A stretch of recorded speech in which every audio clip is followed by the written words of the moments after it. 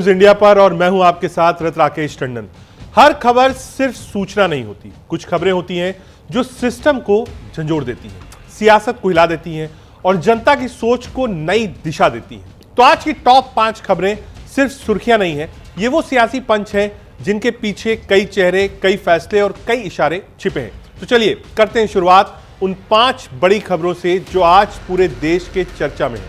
कहीं सत्ता का झटका है, कहीं विपक्ष का वार है, कहीं जनता की पुकार है, तो कहीं सिस्टम पर सवाल है। पहली खबर क्या होगी?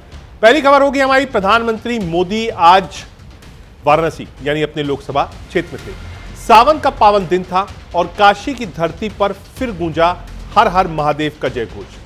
जहां शिव की नगरी ने अपने संसदीय प्रतिनिधि का स्वागत किया और उन्होंने भी काशी के कोतवाल यानी भगवान काल भैरव को सिर झुकाकर प्रणाम भी किया। जी हां, प्रधानमंत्री नरेंद्र मोदी आज पहुंचे अपने संसदीय क्षेत्र वाराणसी के दौरे पर और शुरुआत की आस्था के सावन के तीसरे सोमवार पर काल भैरव मंदिर में विशेष पूजा और फिर बात की विकास की, सुरक्षा की और विपक्ष पर तंजों की। ऑपरेशन सिंदूर को बताया ऐतिहासिक, कहा आतंक के खिलाफ देश की एकजुटता ही असली ताकत है और विपक्ष उन्हें बताया भ्रम फैलाने वाला पुराना कैसेट।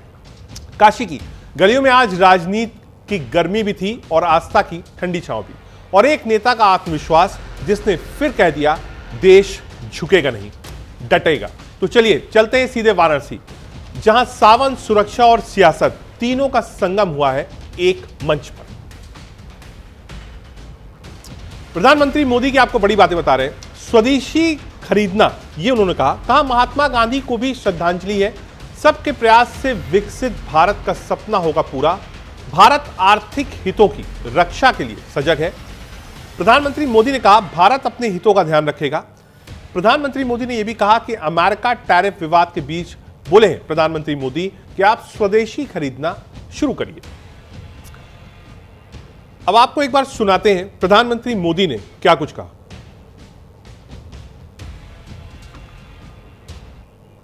स्वदेशी माल बेचने का संकल्प भी देश की सच्ची सेवा होगा।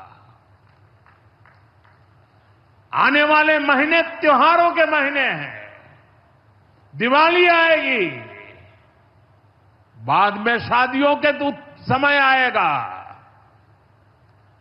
हर पल अब स्वदेशी ही खरीदेंगे।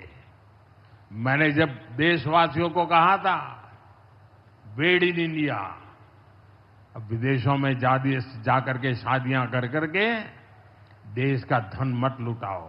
और मुझे खुशी है, कई नौजवान मुझे चिट्ठी लिखते थे कि हमारा परिवार तो विदेश में शादी करना तय किया था, लेकिन आपकी बात सुन करके अब हमने वहां का सारा कैंसिल कर दिया। थोड़ा खर्चा भी हो गया, लेकिन अब हम भारत में ही शादी करेंगे।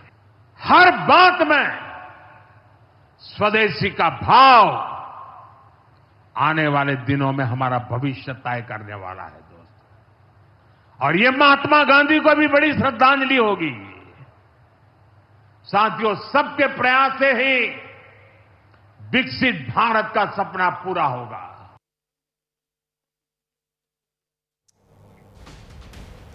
अब आपको बताते हैं प्रधानमंत्री नरेंद्र मोदी अपने संसदीय क्षेत्र में करीब 3.5 घंटे तक रहे। यहां आयोजित जनसभा में उन्होंने किसानों, खिलाड़ियों सहित सेना के जवानों की वीरगाथा का जिक्र किया। इस बीच उन्होंने विपक्ष पर भी सियासी तंज कसा। सेवापुरी के बनौली गांव में आयोजित जनसभा में प्रधानमंत्री मोदी ने नमः पार्वती पतये हर हर महादेव बोलकर अपने भाषण की शुरुआत की। उन्होंने भोजपुरी में कहा कि सावन के पावन महीने में आज हमके काशी के हमरे परिवार के लोगन से मिले के अवसर मिलल है। हम काशी के हर परिवारजन के प्रणाम करते हैं। उन्होंने इस दौरान 52 परियोजनाओं का लोकार्पण और शिलान्यास किया। प्रधानमंत्री मोदी ने खास तौर से ऑपरेशन सिंदूर और किसानों की मेहनत और उनकी परियोजनाओं का जिक्र किया। बता दें, पहलगांव हमले को लेकर प्रधानमंत्री नरेंद्र मोदी ने काशी में कहा कि ऑपरेशन सिंदूर महादेव और मां गंगा के आशीर्वाद से ही सफल हो पाया। मैंने अपनी बहनों के सिंदूर का बदला ले लिया है, जो कहा था वो किया है। इस बीच यादव बंधुओं के जलाभिषेक का जिक्र भी किया। सावन के महीने में बाबा विश्वनाथ का यादव बंधुओं ने किया जिस प्रकार से जलाभिषेक किया वो काफी विहंगम दृश्य था। सालों से आ रही इस परंपरा का निर्वहन सिर्फ काशी में ही देखने को मिल सकता है। काशी में अब तक लाखों भक्तों ने बाबा का विश्वनाथ का आशीर्वाद लिया है। मंदिर और स्थानीय प्रशासन इस परम पावन कार्य में भगवान शिव और मां गंगा के भक्तों का सहयोग करते हैं। बता दें, देश के लगभग 9.5 करोड़ किसानों को मिला है इसका लाभ। प्रधानमंत्री मोदी काशी से दूसरी बार देश के 9 करोड़ 70 लाख से ज्यादा किसानों के खाते में पीएम किसान सम्मान निधि की 20वीं किस्त जारी की। इस बार 20,500 करोड़ रुपए की धनराशि किसानों के खाते में भेजी गई। इसका लाभ काशी के लगभग 2.25 करोड़ किसानों को भी मिला है। इससे पहले उन्होंने 18 जून 2024 को लगभग 9.5 करोड़ किसानों के खाते में सम्मान निधि भेजी थी। प्रधानमंत्री नरेंद्र मोदी कई परियोजनाओं का लोकार्पण भी किया। इसमें मुख्य रूप से 270 करोड़ 4 लेन वाराणसी भदोही मार्ग है। उन्होंने बताया कि इससे प्रयागराज समेत पूर्वांचल के जौनपुर, मिर्जापुर, मऊ, गाजीपुर, बलिया समेत कई जिलों में सफर आसान हो जाएगा। जल जीवन मिशन के तहत 47 ग्रामीण पेयजल योजनाओं का निर्माण किया गया। 130 करोड़ रुपए से इसका भी निर्माण हुआ। इस दौरान प्रधानमंत्री मोदी ने तमिलनाडु के गंगईकोड़ा चोलपुरम मंदिर का भी जिक्र किया। बताया कि यहां दक्षिण भारत के चोल काल की तिरस्थियां मूर्तियों का एक भंडार है। 1000 साल पुराने इस ऐतिहासिक मंदिर में मैं गया था। यह मंदिर देश की शैव परंपरा का एक प्राचीन केंद्र है। यह मंदिर हमारे देश के महान प्रसिद्ध राजा राजेंद्र चोल ने बनवाया था। राजेंद्र चोल ने उत्तर भारत से गंगा जल मंगवाकर यहीं चढ़ाया था और उत्तर को दक्षिण से जोड़ा था। 1000 साल पहले अपनी शिव भक्ति और शैव परंपरा के जरिए राजेंद्र चोल ने एक भारत श्रेष्ठ भारत का उद्घोष भी किया था। आज काशी तमिल समागम के जरिए मैं इस सोच को आगे बढ़ाने का प्रयास भी कर रहा हूं।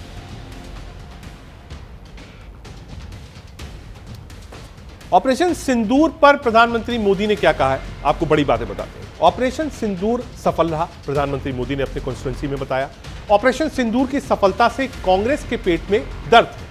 कांग्रेस ने ऑपरेशन सिंदूर को तमाशा कहा। जो भारत पर वार करेगा वो पाताल में भी नहीं बच पाएगा। एक बार आपको सुनाते हैं क्या कुछ विपक्ष पर निशाना साधा प्रधानमंत्री नरेंद्र मोदी। ऑपरेशन सिंदूर के बाद पहली बार काशी आया हूं। जब 22 अप्रैल को पहलगाम में आतंकी हमला हुआ था, 26 निर्दोष लोगों की इतनी बेरहमी से हत्या कर दी गई। उनके परिवार की पीड़ा, उन बच्चों का दुख, उन बेटियों की वेदना, मेरा हृदय बहुत तकलीफ से भर गया था। तब मैं बाबा विश्वनाथ से यही मना रहा था कि सभी पीड़ित परिवारों को ये दुख सहने की हिम्मत दे। मैंने अपनी बेटियों के सिंदूर का बदला लेने का जो वचन दिया था,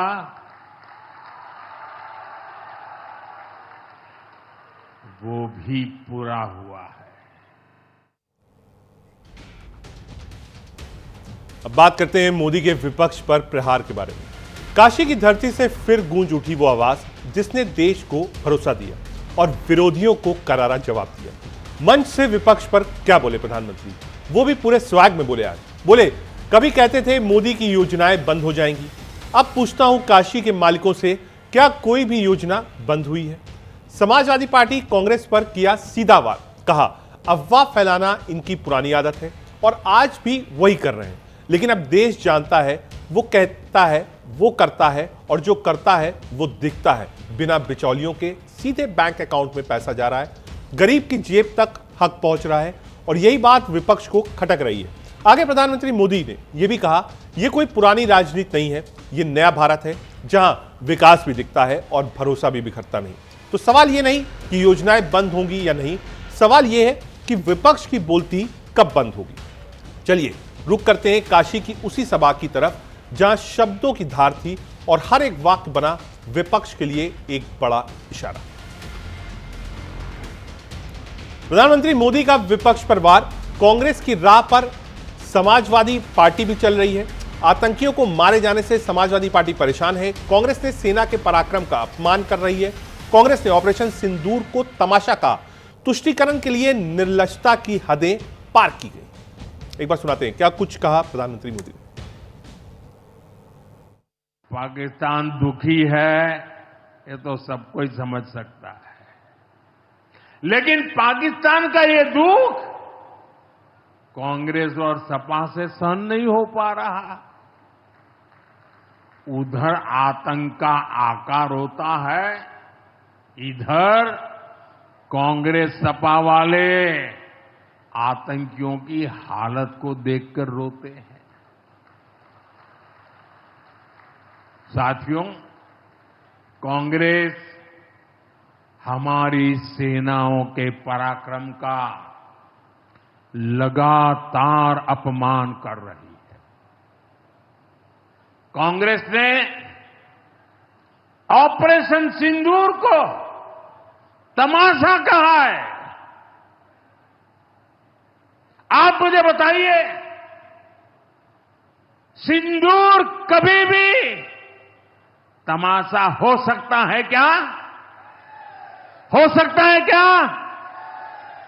क्या सिंदूर को तमाशा कोई कह सकता है क्या?